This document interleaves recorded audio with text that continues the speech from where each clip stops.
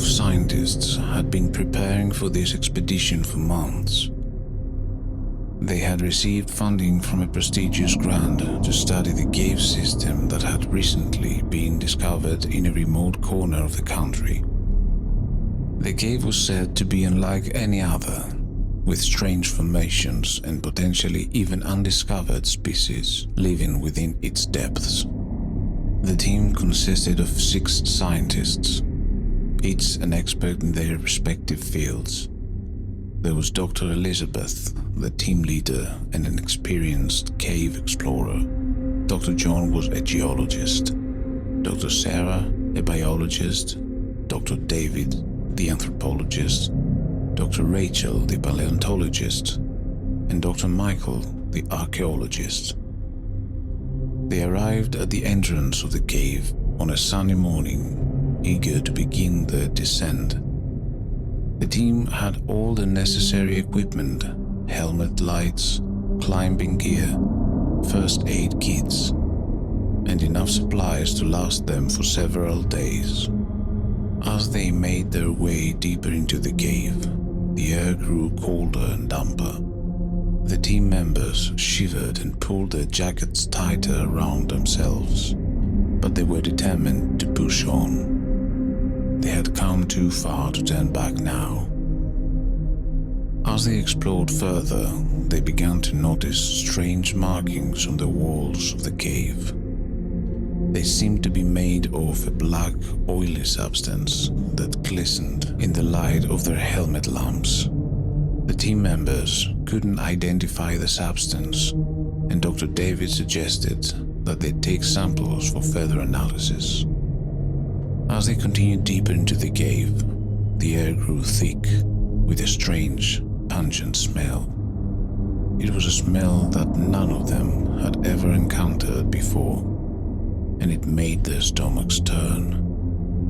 Dr. Sarah mentioned that it could be the result of some type of chemical reaction occurring within the cave, but they couldn't be sure.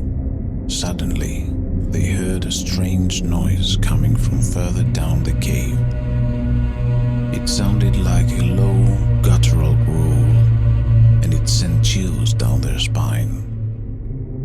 Dr. Elizabeth suggested that they turn back, but the team was too curious to give up now. They had to know what was making that noise. As they approached the source of the noise, they saw a glowing green light coming from around the corner. They crept closer, trying to get a better look. When they peered around the corner, they saw a group of people huddled together, their eyes glowing with the same green light. The team members were horrified. Dr. Sarah started to back away, but it was too late. One of the glowing figures reached out and touched her, and she immediately collapsed to the ground. The other team members tried to run, but they were quickly overtaken by the green-eyed glowing figures. They struggled and fought, but it was no use. One by one, they were all touched and fell to the ground. When they woke up, they were no longer themselves. Their bodies were possessed by some unknown force, and they were compelled to do its bidding.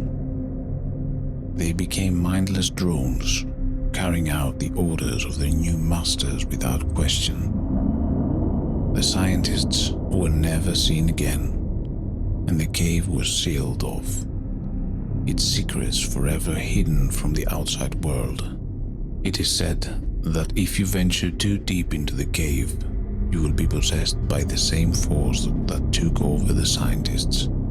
Some say that you can still hear their tortured screams echoing through the darkness.